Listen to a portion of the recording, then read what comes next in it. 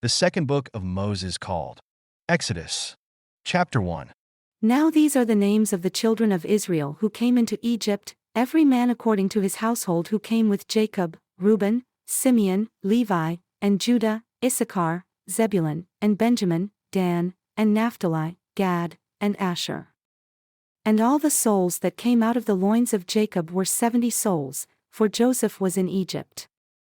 And Joseph died, and all his brethren, and all that generation. And the children of Israel were fruitful and increased abundantly, and multiplied and waxed exceedingly mighty, and the land was filled with them. Now there arose up a new king over Egypt who knew not Joseph.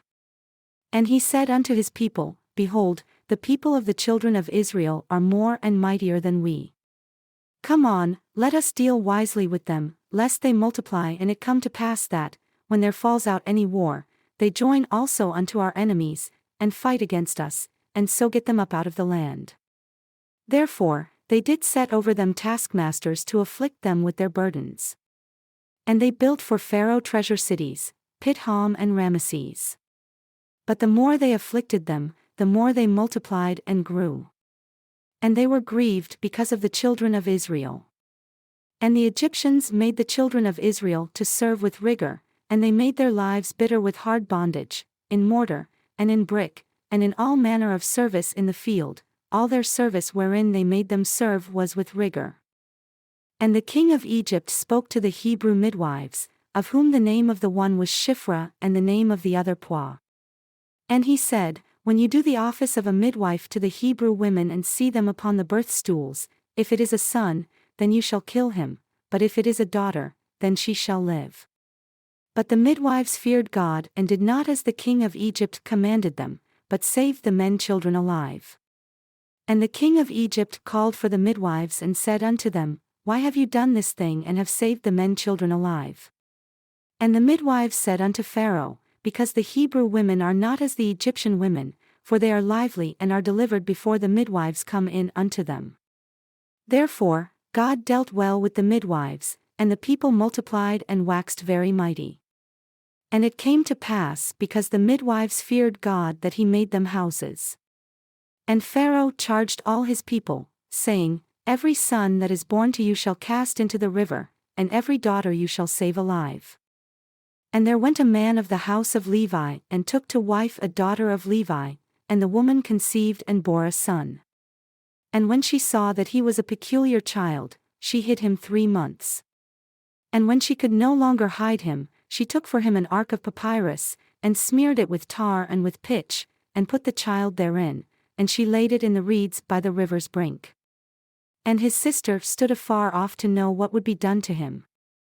And the daughter of Pharaoh came down to wash herself at the river, and her maidens walked along by the river's side, and when she saw the ark among the reeds, she sent her maid to fetch it. And when she had opened it, she saw the child, and behold, the babe wept. And she had compassion on him and said, This is one of the Hebrews' children. Then said his sister to Pharaoh's daughter, Shall I go and call to you a nurse of the Hebrew women that she may nurse the child for you? And Pharaoh's daughter said to her, Go. And the maid went and called the child's mother. And Pharaoh's daughter said unto her, Take this child away and nurse it for me, and I will give you your wages. And the woman took the child and nursed it. And the child grew, and she brought him unto Pharaoh's daughter, and he became her son. And she called his name Moses, and she said, Because I drew him out of the water. And it came to pass in those days when Moses was grown that he went out unto his brethren and looked on their burdens. And he spied an Egyptian smiting a Hebrew, one of his brethren. And he looked this way and that way, and when he saw that there was no man, he slew the Egyptian and hid him in the sand. And when he went out the second day, behold, 2 men of the Hebrews quarreled together. And he said to him that did the wrong, Why do you smite your fellow? And he said, Who made you a prince and a judge over us? Do you intend to kill me as you killed the Egyptian? And Moses feared and said, Surely this thing is known. Now when Pharaoh heard this thing, he sought to slay Moses. But Moses fled from the face of Pharaoh and dwelled in the land of Midian, and he sat down by a well. Now the priest of Midian had 7 daughters, and they came and drew water and filled the troughs to water their father's flock. And the shepherds came and drove them away, but Moses stood up and helped them, and watered their flock.